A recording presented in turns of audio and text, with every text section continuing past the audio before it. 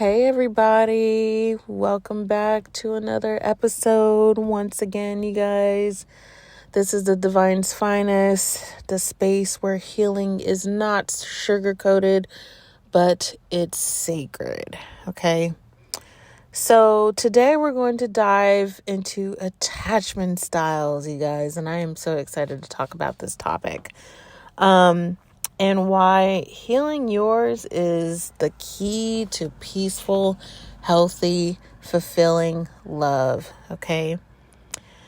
If you've ever felt clingy, anxious when they don't text you back, or like you run from people who love you, it's not because you're broken. It's because your attachment system is trying to protect you, okay? So a lot of you may have heard about attachment styles, right? But I'm going to give you a quick rundown of what they are in case you're not that familiar with them, okay? So your attachment style is how your nervous system learned to give and receive love based on your early relationships. And these early relationships typically revolve around your parents or caregivers, okay? Now, these are the four main types of attachment styles. And we're going to start with the first one, which is anxious attachment. Sometimes this is also called preoccupied attachment style. And the core traits of these are you crave closeness but fear abandonment. You often worry about being too much. You overthink when someone pulls away. You need constant reassurance. All right, those are some common ones. Now, I actually was going to add on that this is actually an attachment style of mine, all right, that I have myself, where I would literally would have so much anxiety when I don't hear from somebody, even if they were consistently texting me, for example, and stuff. I'd be like, I would be literally waiting for the next shoe to drop. Like, when are they going to text me back? I would literally be the type of person that would think that they're taking a while to reply, even though in reality, I'd be like, oh, they're probably busy with work, and stuff like that. And then it would linger into my energy of where I would think that if I loved harder, that maybe they would stay. But what I was really doing was trying to earn love I never had to beg for, okay? And you don't want to be that person, trust me. All right, so the next attachment style is called avoidant attachment. Now, this is also called dismissive attachment, all right? And it's kind of funny because I was thinking about somebody who has a dismissive attachment style. Like, if you guys are familiar with the show Sex and the City, it's I think they're still playing the show now, believe it or not. But it was a pretty popular show back in the day. But if you guys are familiar with Mr. Big, he definitely showed signs of being a dismissive avoidant. But anyway, that's what that reminded me of, okay? And I think Carrie was more the anxious attachment style. So I don't know if she had I think that was her main attachment style. But anyway, so the core traits of an avoidant attachment are that they value independence to an extreme. They shut down emotionally under stress. They can feel overwhelmed when others get too close to them. And that they can also pull away when things feel too real to them. Okay. So here's the thing, you guys, and you may have a hard time believing this, but avoidants are not cold people. They just learned that needing others equals danger because that's what they grew up with, right? We can't control how people grow up. I'm just saying, you guys. All right. They a lot of times were told that being strong or suppressing their emotions is needed to survive. Okay. That's their whole ordeal. That's how they operate. All right. That's why they have, they can come across to us as like they just don't care, and things like that. So, all right. And the next, attachment style is disorganized attachment, aka fearful avoidant. Now, this attachment style I could relate to because the person that I mentioned in my last podcast, and I think episode 2, why I walked away from this person, aka Taz, if you haven't been following me. He actually fit the description of this. And I know this because I know his patterns pretty well. I've known him for several years. So I pretty much, knew what I was able to narrow down. I was like, yeah, he sounds like he had this attachment style. But anyway, I'm sure a lot of you can relate to this attachment style. Okay. Especially if you've had a romantic partner who, who had these traits. Okay. So getting into their traits, they do tend to have a mix of anxious and avoidant traits within them. They often want love, but they fear it deeply.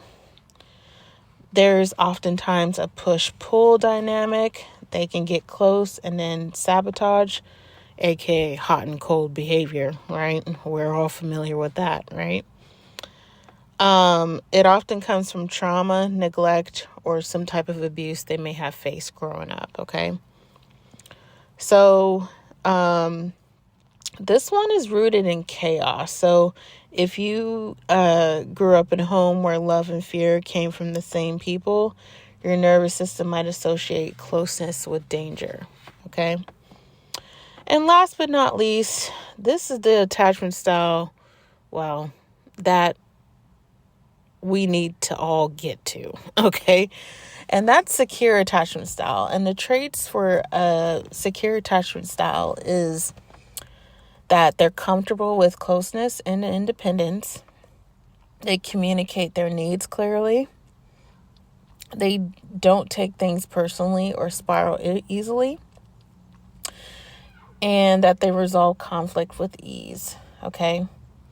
So just because, secure attachment style may come off as like, I'm not saying, it's the best attachment style to be in.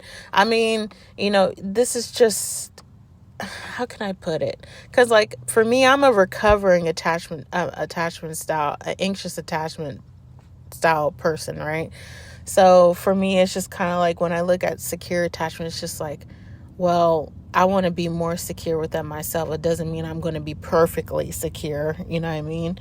So all it means is just like when you get more secure within yourself, it just means safety becomes more familiar to you. And that's the beautiful thing about it, is that you can become secure as it's not set in stone. It doesn't become set in stone, okay, is what I'm trying to say. Okay, so we're going to next get into like why unhealed attachment can equal emotional chaos. Okay. So when your attachment wounds are unhealed, they can run your whole entire love life without even realizing, you guys. And I probably won't. Yeah, you know what? I was thinking about giving you guys another example, but I'm going to just go right into it. So like, for example, if you have an anxious attachment, you tend to be really glued to your phone.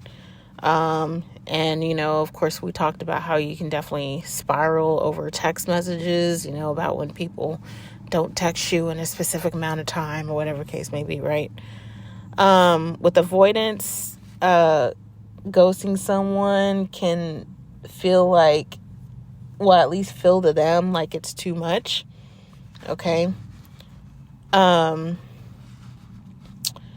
Disorganized or fearful avoidance, for them, falling in love fast and then panicking and shutting down tends to be, something that's a big trait within them, right? And it can lead to emotional chaos. All right. So, and oftentimes, with these traits, like we can, with these attachment styles, you guys, we can confuse intensity with love or silence with safety. All right. Your relationships trigger your oldest wounds, not because you're cursed, but because your body is trying to get closure it never got. Okay.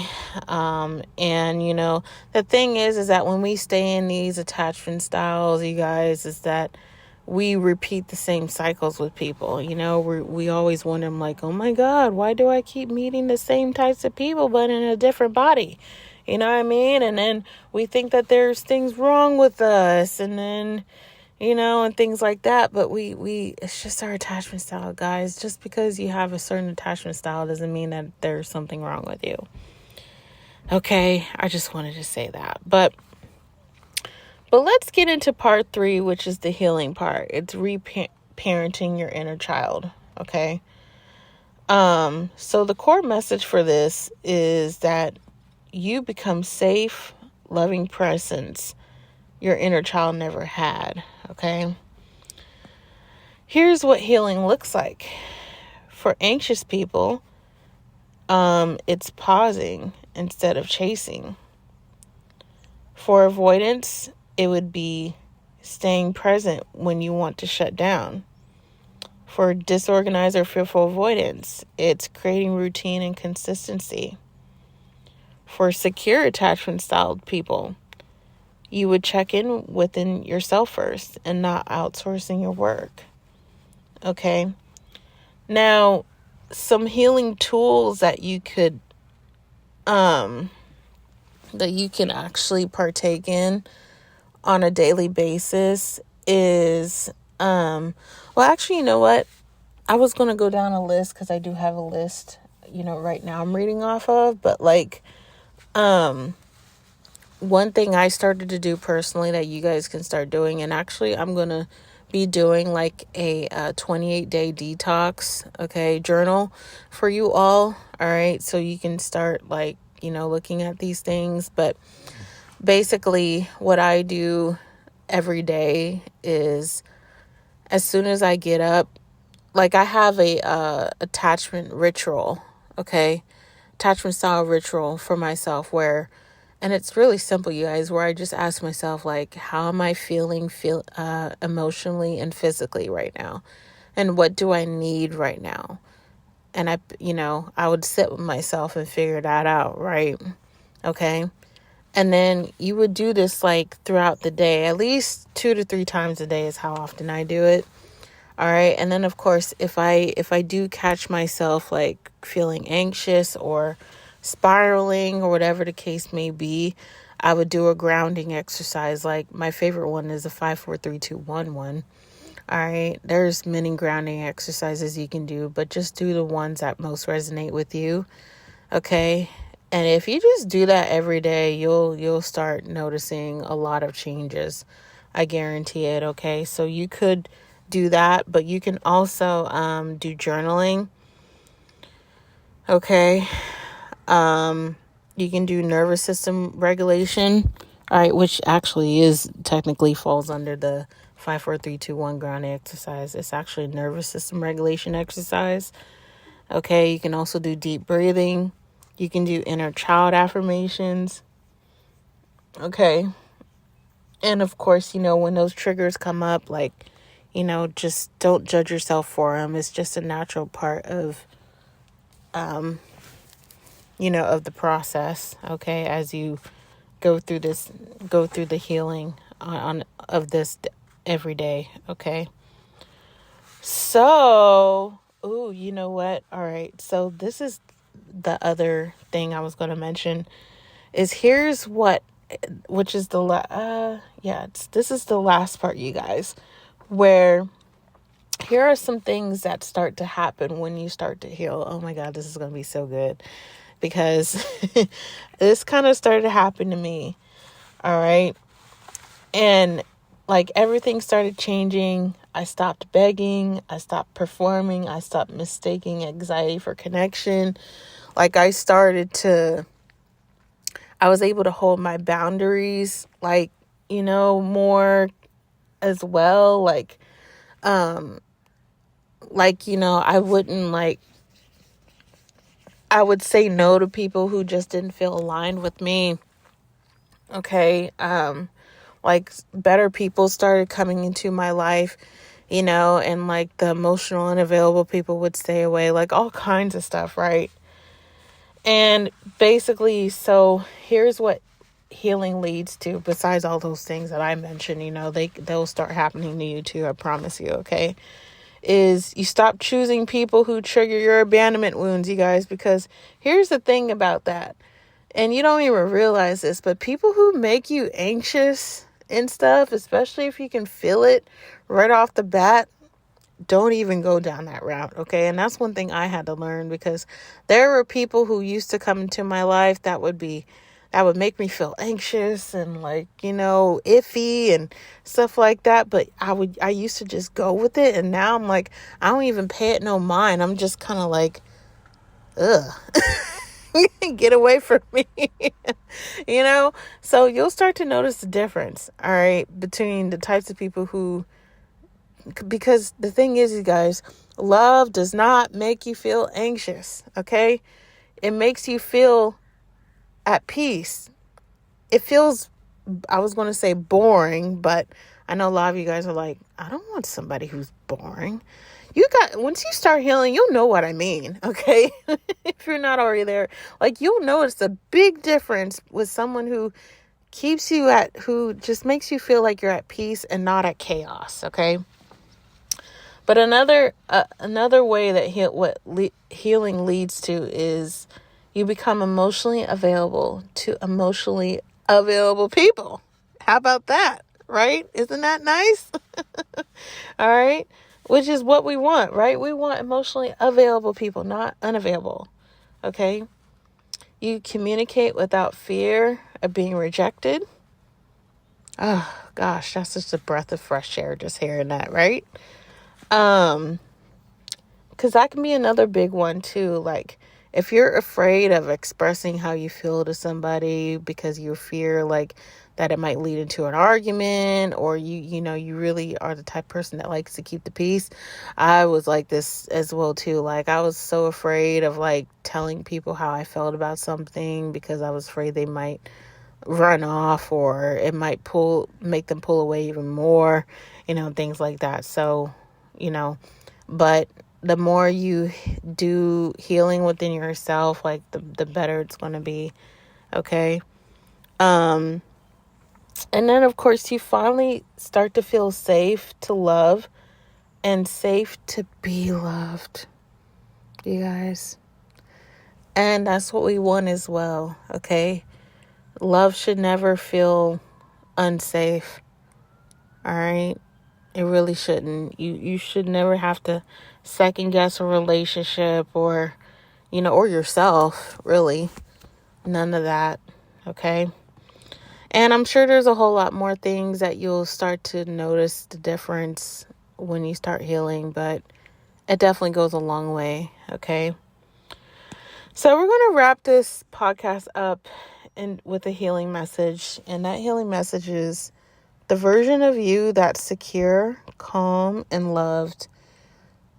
They already exist inside you. You're not broken.